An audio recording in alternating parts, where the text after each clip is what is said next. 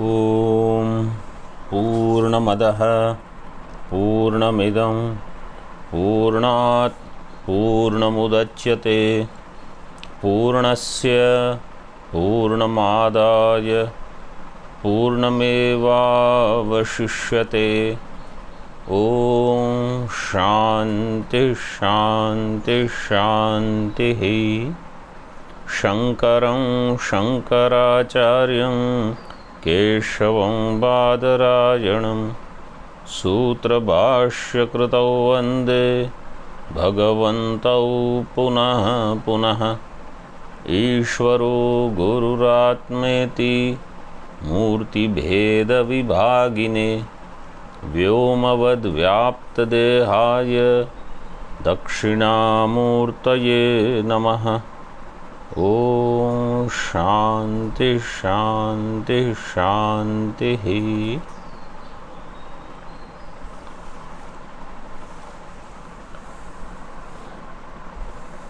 From today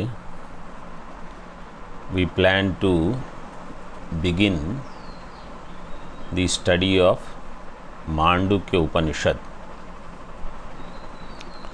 The session will be only on Anadhyaya days. In other words, on Ashtami, Chaturdashi, Purnima, Amavasya, Pratipada, and when there are no classes here at Kailash, like today, even though it is Dvitiya, so on such days also we will have Mandukya class in the afternoon.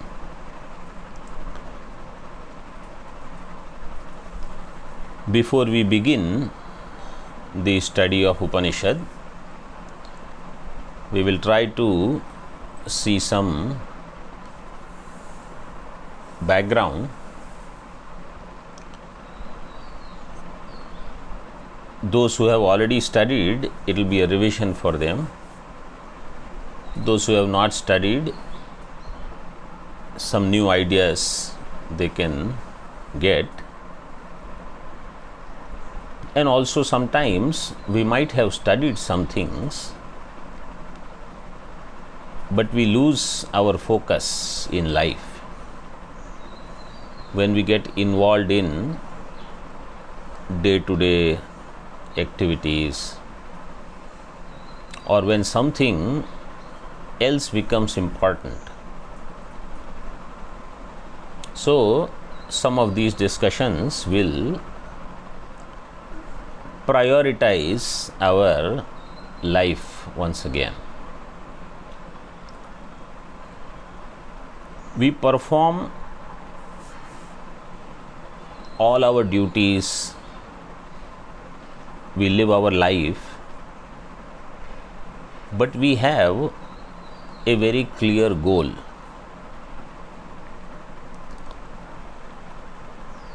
That goal is to stay away from sorrows. May I never have any sorrow in my life, and may I always be happy.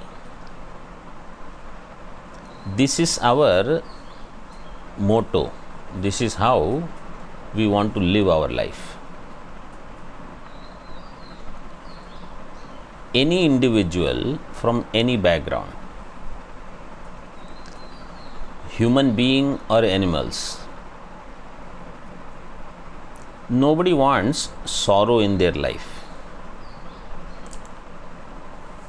Sorrow in the form of fear, sorrow in the form of pain, sorrow in the form of helplessness.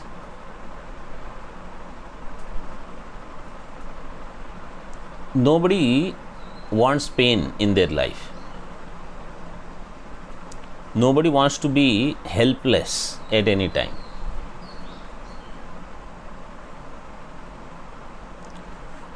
Sorrow in the form of insecurity. nobody wants to be insecure.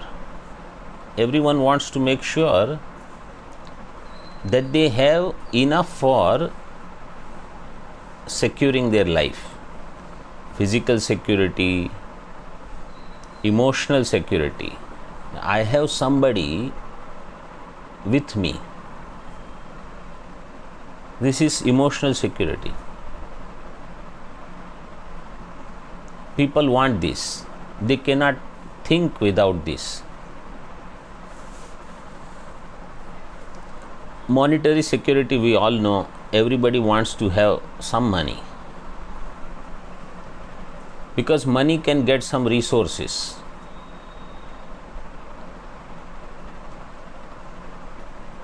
House is for physical security.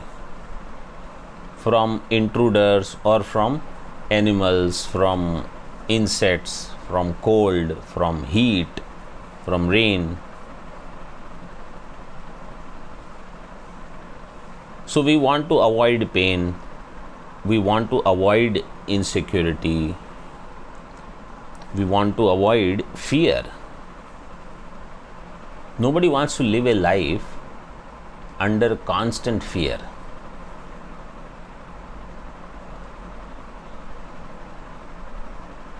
So, every individual constantly tries to be free from these limitations.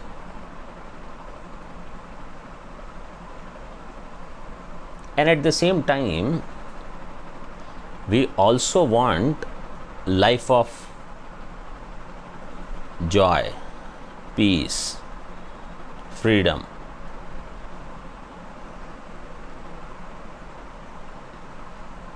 We may not know what it is. So everyone tries to define it in their own way. They think this is peace. Whatever is their idea. They think this is happiness. Means having lot of things in life is happiness. Having lot of friends around is happiness. Being part of certain social group or structure is happiness.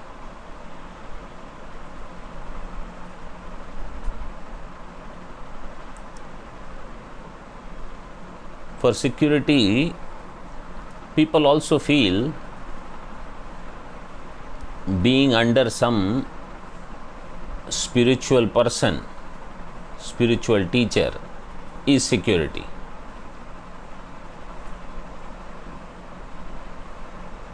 Being part of some organization is to be secure. Different ideas are there. But really speaking, what is freedom from sorrow, freedom from pain, fear, and what is acquiring happiness or peace or being secure is defined by Vedas.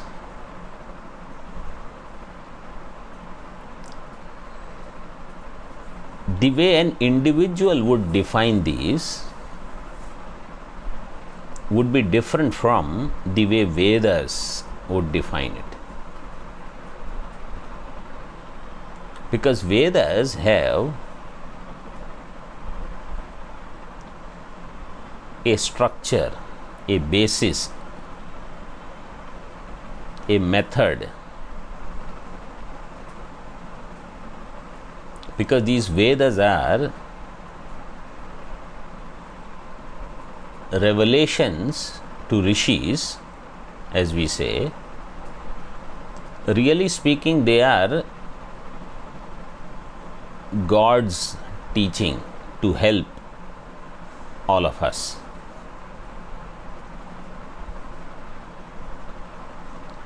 Bhagavan wants to help us to come out of this. So Bhagavan himself has given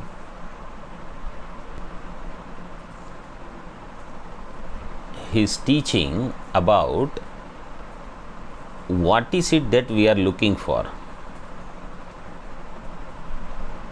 how we are approaching it, how we should approach it. This is what is defined in Vedas.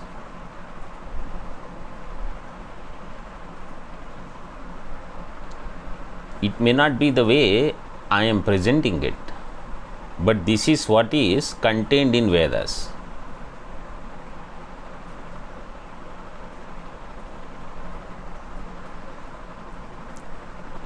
To give you an example,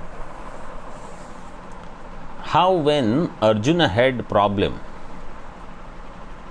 Bhagavan gave teaching in the form of solution to his problems.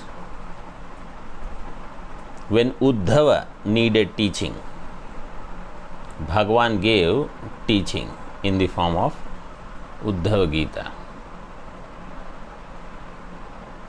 In the same way, for all humanity, Bhagavan's breath is Vedas.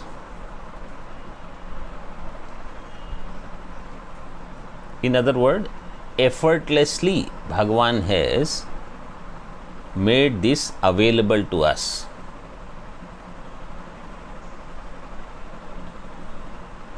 But we don't call it as God's teachings. We call it apaurushaya.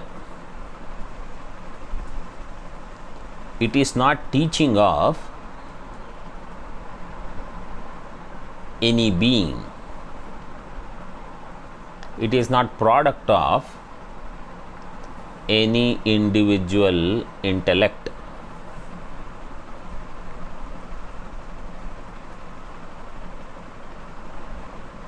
And therefore, this teaching is eternal.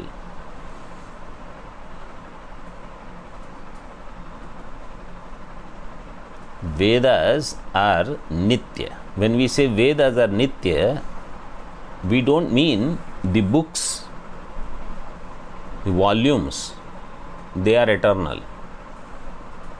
The teaching contained in them in the form of the mantras, they are eternal. They are eternally available in creations after creations.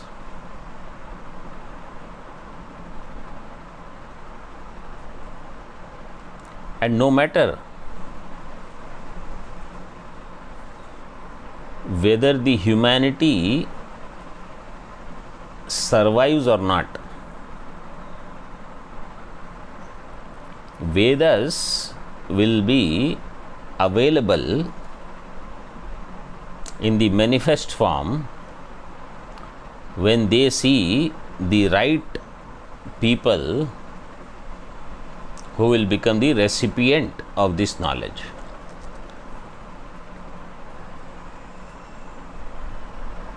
So it doesn't have to have certain number of people for it to become revealed. When the right people are there, Vedic teaching will be available.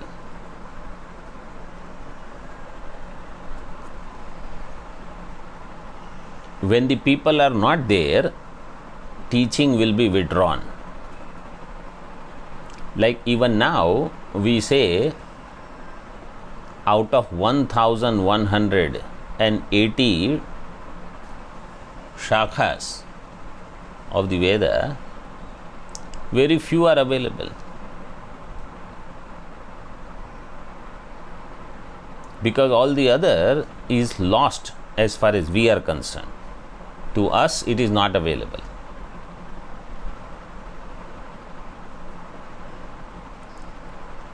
So these Apaurushaya Vedas, they have defined a human life and human pursuit.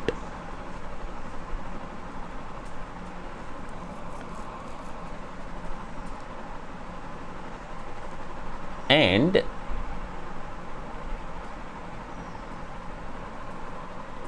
they have also defined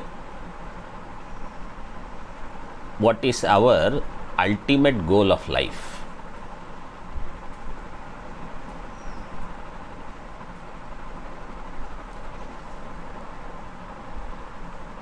And this is what becomes the basis of how do we approach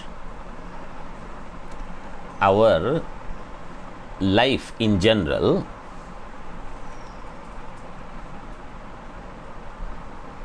and in particular our goals. Generally, when we live day-to-day life, we do not know what is our goal. But inherently, what we are seeking is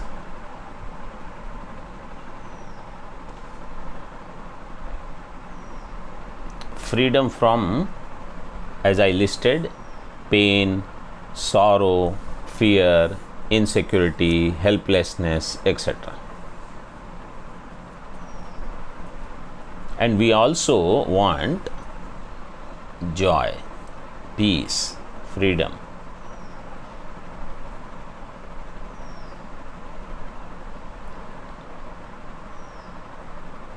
This is what our scriptures talk about.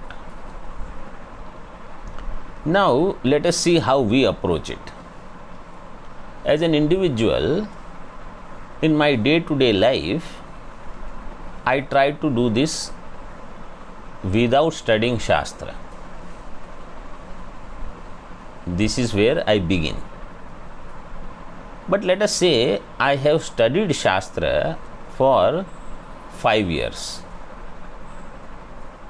I still do the same thing. And if somebody says, I have studied Shastra for 20 years,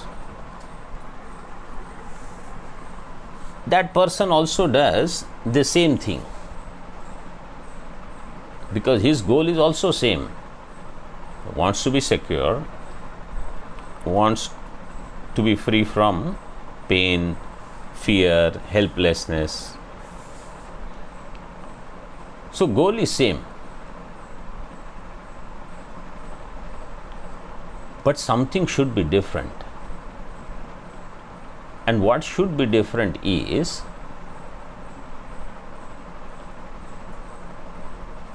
how I approach the same goal. Because if that doesn't change, then that shows I have not changed. Means I have not learnt anything. The way I approach life, the way I approach situations, and how I deal with them must change.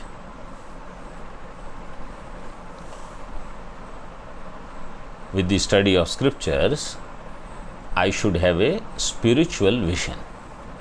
So right now, I will not elaborate on this point, because I just want to give a detailed introduction before we enter into the topic. But those who have been studying, their way of looking at problem and solving it should be different from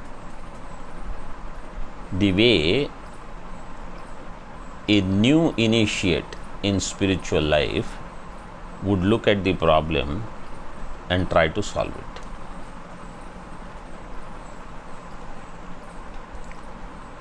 So, if our approach is that as I see the problem, I try to eliminate the problem. This is generally our approach. Knowing that this problem can create any of those things which I do not want in future. This problem can create fear, pain, sorrow, whatever it is, because I know I do not want them. The causes which will give sorrow are also unwanted.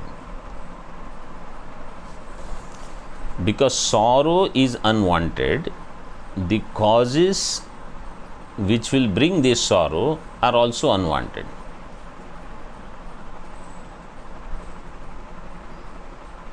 In the same way, the happiness, the peace, the security is desired. Therefore, the means to attain them are also desired.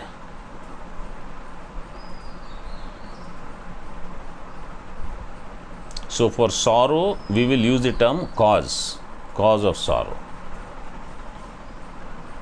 Now, we can say the cause of happiness or means of happiness. Those means are desirable because the end is desirable.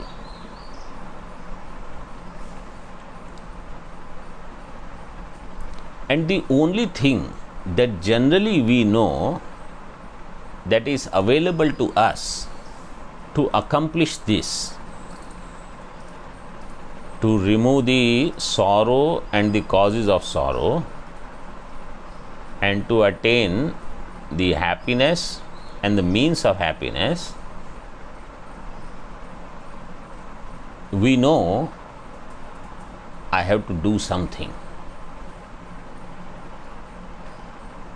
That doing something is called karma.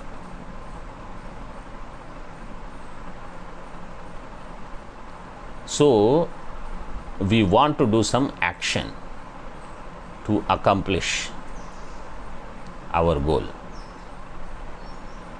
And in the world also, generally people define it in this way only. They will ask, if you have a problem, what are you doing to fix it? What are you going to do to fix it? Means you have to do something. And a common man, his understanding of doing something is do some physical activity. This physical activity to avoid sorrow and its causes and to attain happiness and the means of happiness, karma is taken up as the means to accomplish both these goals.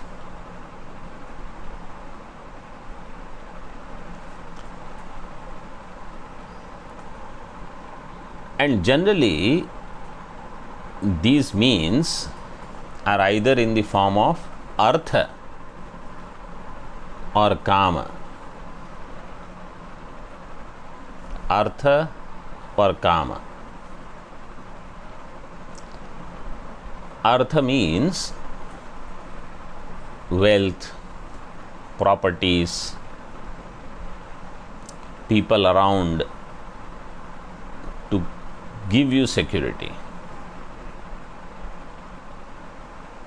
And Kama means those objects which will become means of happiness. That again will include a house, people, husband, wife, children, families, etc.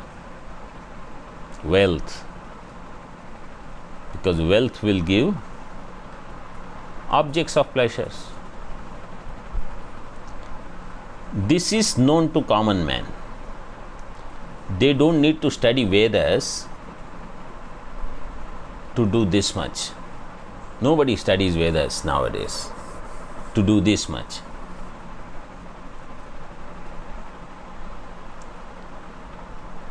But Vedas, they give us a line of thinking first. They ask a question.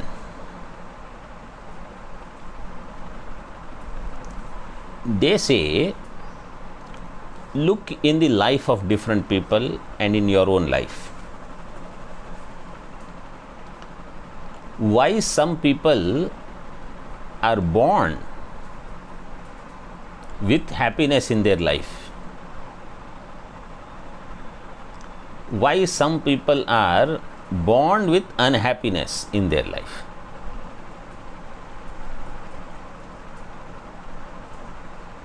Ask this question. Why some people have very comfortable, joyous, peaceful life, and for some people it is a constant struggle? Why some people, for them studies is so easy, it is natural?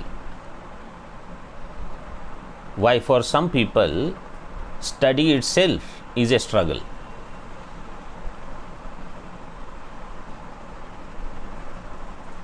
Why some people have so much wealth that they cannot remember how much wealth they have? And we know there are such people in this world, and there are some who do not have anything. Some are very healthy, some are completely unhealthy. So when we start thinking about this, then we realize that everything cannot be the result of only the karma performed in this life.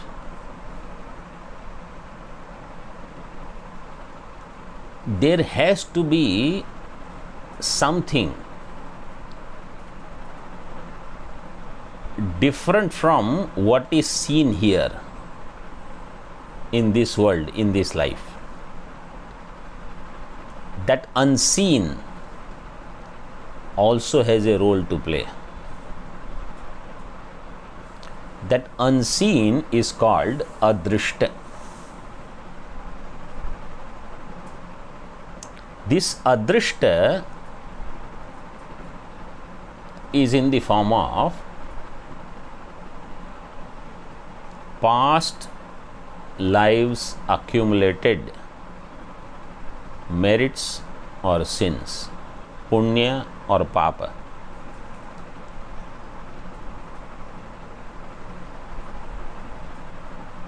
And therefore, not only what I do in this life is making me happy or sorrowful, but what I have done in previous life is also responsible for my happiness or sorrow now.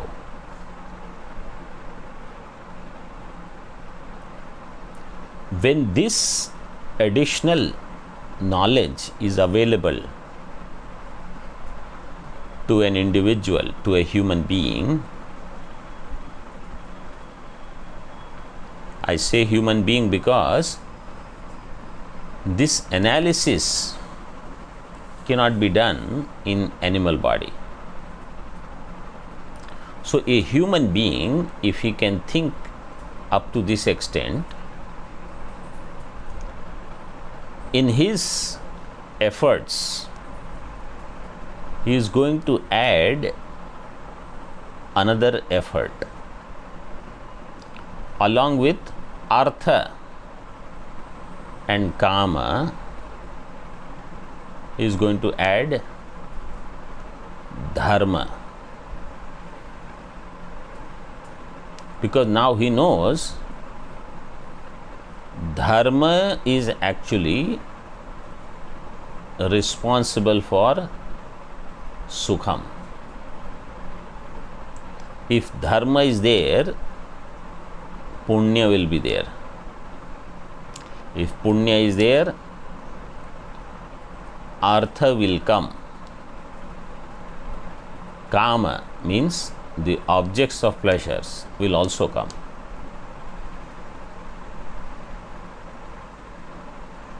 And of course, I will have the ability to enjoy those things.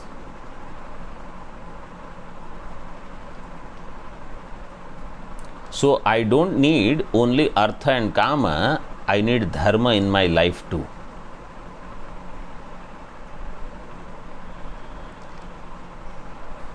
With these three, the individual starts living his life, knowing very well that one day this life will end.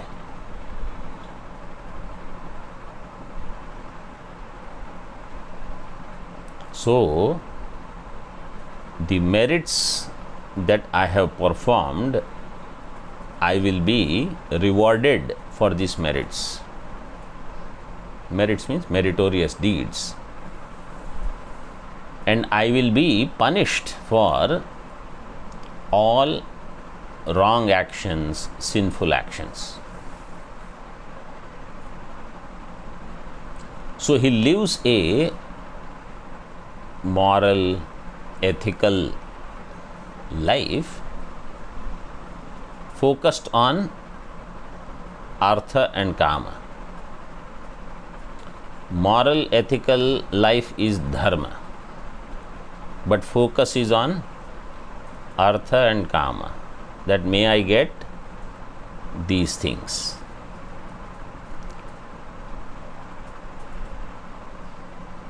This Dharma, Artha and Kama put together can be referred by one word: Preyas. In Kathopanishad, the word used for all this is Preyas. What is pleasurable?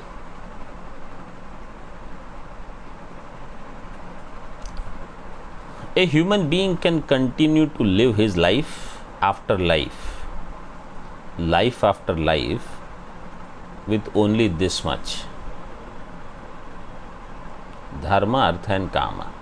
Actually, human beings can live with only Artha and Kama. But a thinker would include Dharma. And such an individual has to have faith in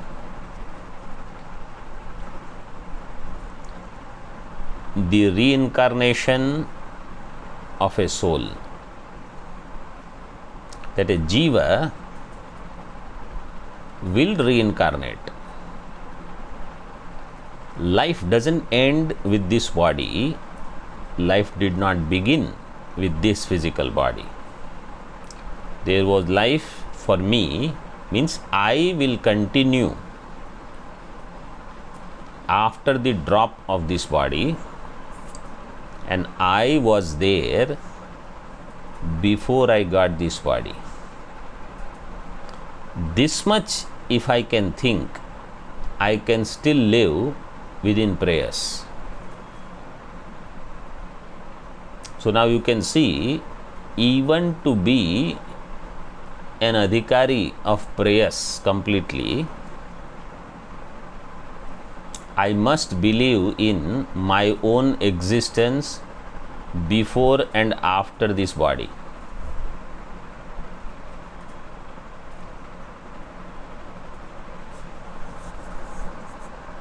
Such an individual will have faith in merits and sins.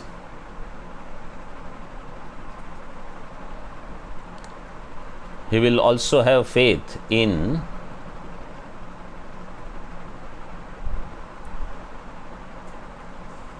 the system which rewards or punishes from life to life,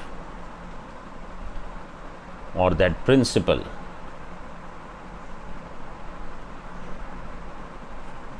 which rewards or punishes. So the faith in Vedas means faith in reincarnation, means faith in life before this body and life after this body, faith in merits and sins, and faith in the principle which rewards or punishes based on merits and sins.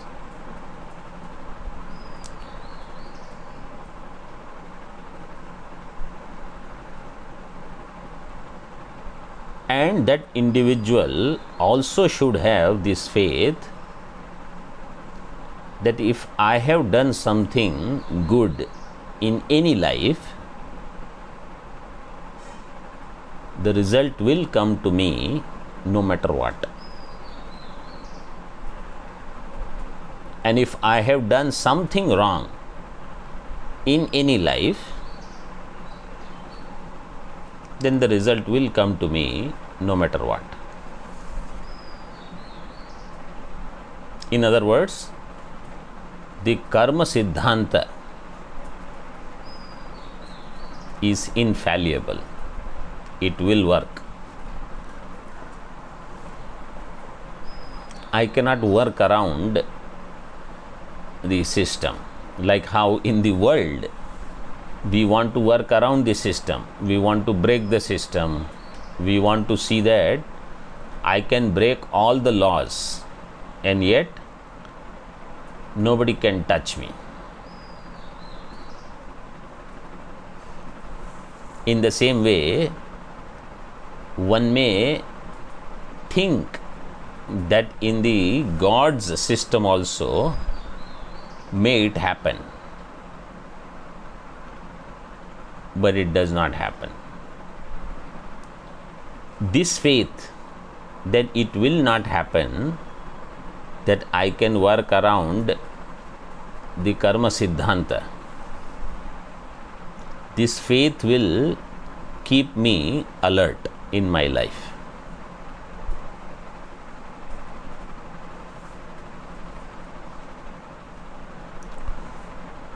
With this, person can live life of prayas, pleasures. Life after life, he can continue. He may study Shastra. He may realize that the happiness or the pleasures that are defined by the objects in this world are very limited. And the pleasures that I can enjoy in this human body are also limited. Because the human body itself has so many limitations. By the time a person reaches 35, 40, its ability to enjoy this world starts declining.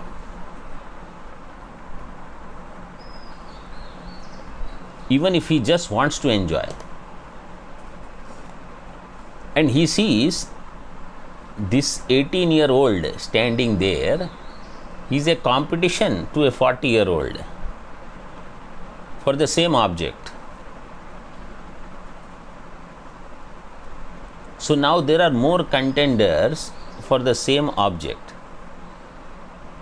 Unless you have more artha to acquire that object of pleasure, you will not be able to attain it. And even if you have it, your physical ability, your mental ability to enjoy the same object will be much less, and it will go on reducing. And the human being is such that he goes on struggling to increase that ability.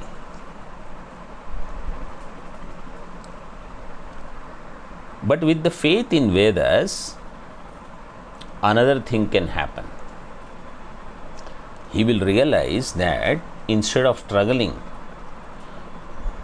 for enjoyments here in this human world with human body, I can have divine body, and in divine world I can have divine pleasures for much longer time. So now he will become interested in divine body, in divine world, for divine bhoga. Sounds very divine. But it is still preyas. This is called going to Swarga, going to higher worlds. So he has actually broken the barrier of human world. He is able to go beyond in his thinking that there are worlds beyond this human world. There are bodies beyond human bodies of devatas. There are pleasures which are much different and much longer lasting, according to Vedas. So then he sees the worldly objects and the worldly happiness coming from those objects as very petty, childish. He sees, why should I struggle for these when I can get lot more happiness? Actually, such a person is a Vaidika who doesn't struggle much for human worldly happiness, and therefore he doesn't give much time in the pursuit of this world's happiness. He gives more time for his pujas, his rituals, his activities which will acquire more merits. He is still not seeker of liberation. He is not a mumukshu, but he is a Vaidika now.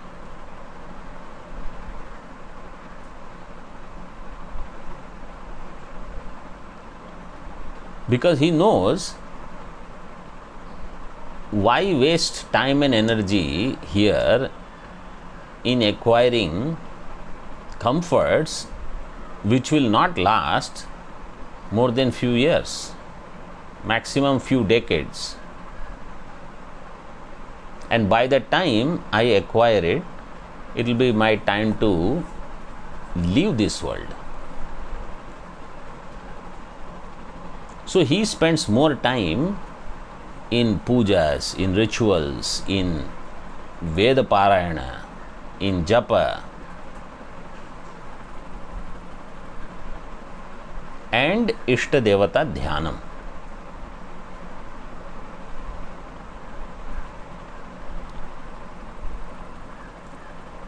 So now karma is given a broader definition.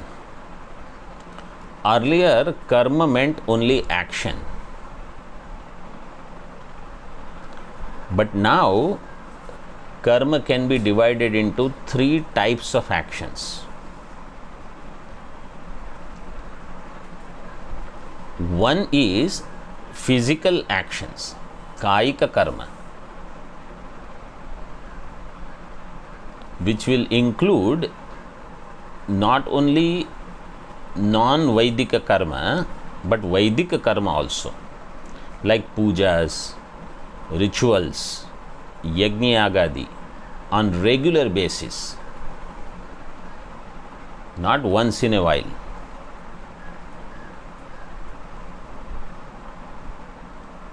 This is Vedic karma. Then you have at Sharira level, Shariraka karma, Vedika. Then you have Vachika karma. At speech level also I can perform karmas. And they will be in the form of recitations. So stotrams like Vishnu Sahasranama, Lalita Sahasranama, other stotrams which are there, japa, Veda Parayanam, Vedic chanting, Bhagavad Gita Parayanam, Tulsi Ramayana Parayanam, Hanuman Chalisa ityadi. All these will become Vachika karma.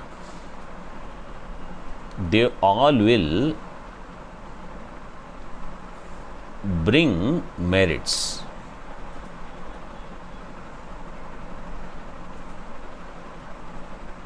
And then there is Manasa karma, where I just do dhyanam of my Ishta Devata, Saguna Sakar Ishvara, a God with form and attributes. So name, form, attributes, everything is there, and I worship that God through only mind.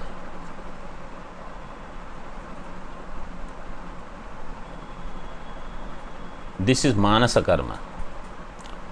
So now karmas are Kaika karma, Vachika karma, Manasa karma.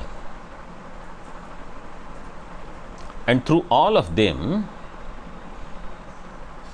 my objective is to acquire merits. Merits which will give me more Artha, more Kama. I can continue my life.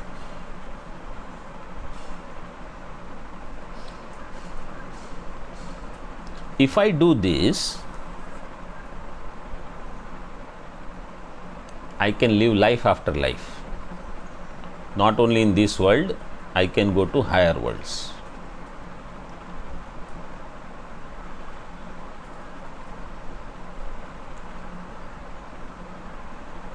And I can have the destination all the way up to Brahmaloka.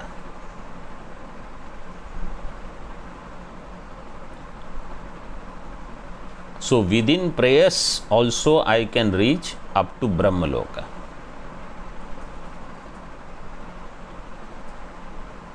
In Upanishads also, sometimes they mention certain upasanas. Those upasanas can lead an individual up to Hiranyagarbha.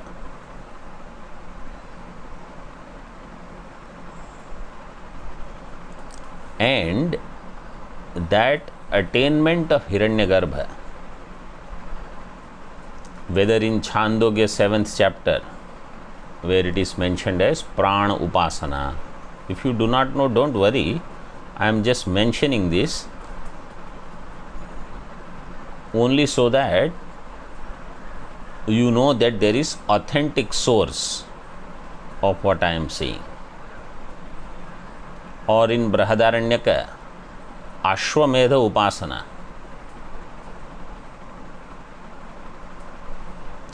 So this attainment can be there for a non-mumukshu, person who is not seeking liberation,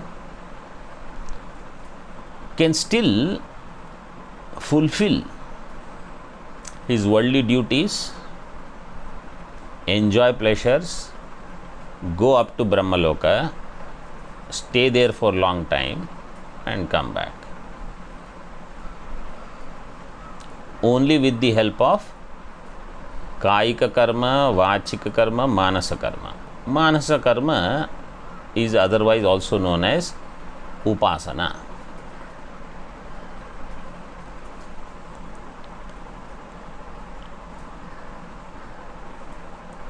So the individual has this much of his purushartha or effort already chalked out.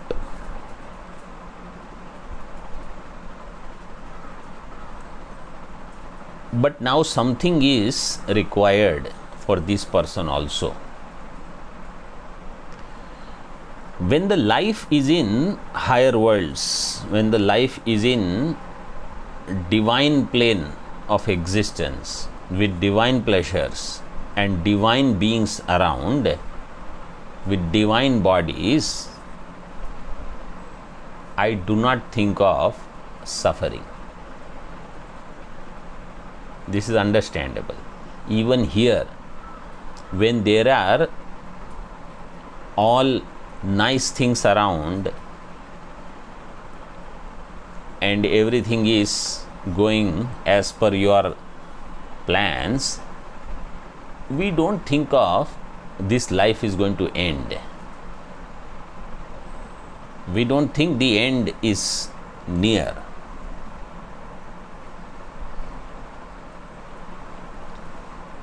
But the fact is, it will end. It is impermanent. And therefore,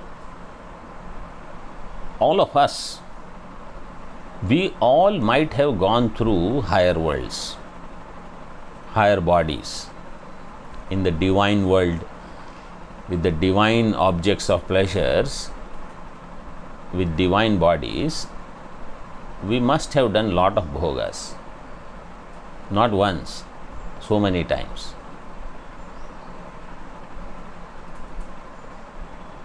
But a time comes when we realize that all this impermanent thing makes me insecure. Number one. No matter how much I try, these things go away. These things go away means my association with these objects do not last. Objects may be there, but I am not with them anymore. And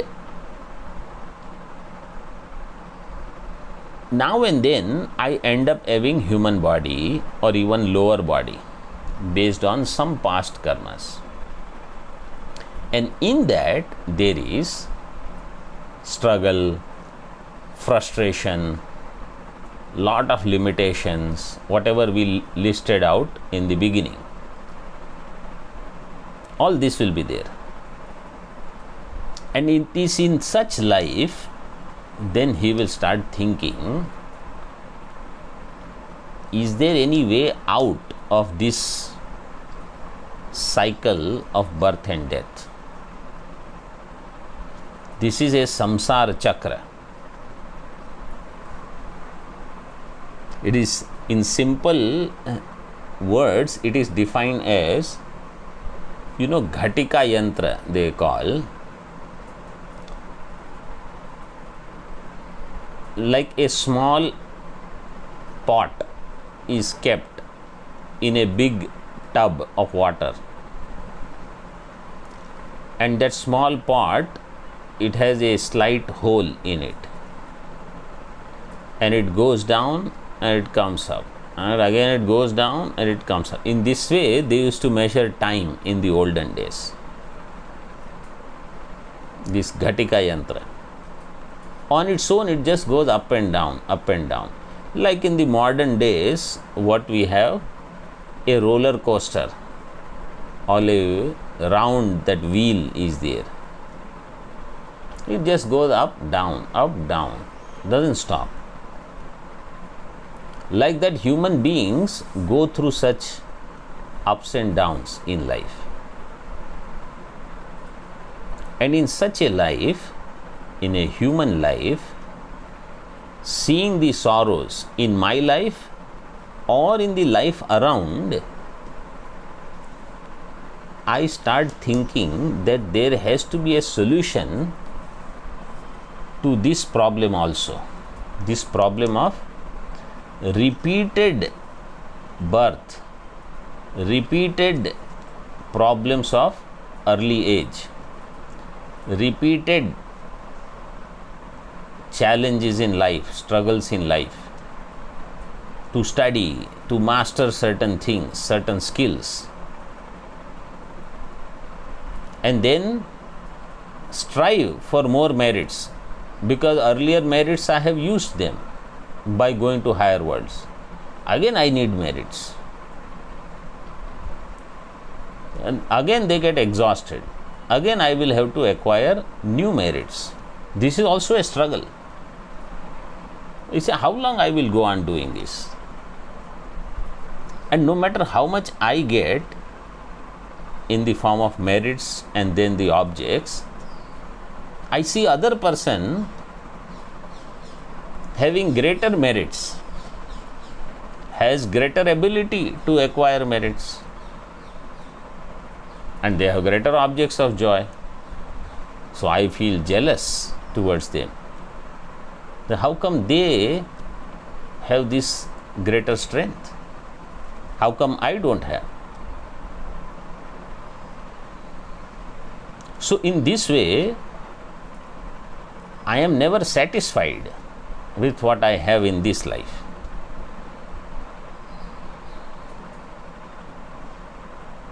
So when I make such observations about life, I list down few things. What they are, we will see in the following session, but that will inspire me to become a mumukshu. So, who is a mumukshu? This topic we will begin in the next session. Om Purnamadaha Purnamidam Purnat Purnamudachyate Purnasya Purnamadaya Purnamevavashishyate. Om Shanti Shanti Shanti.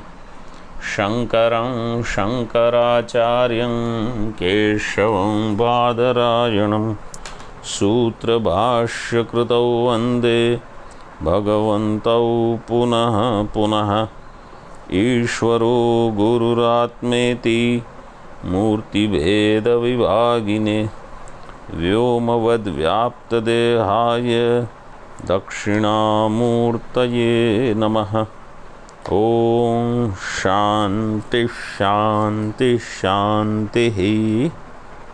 Om.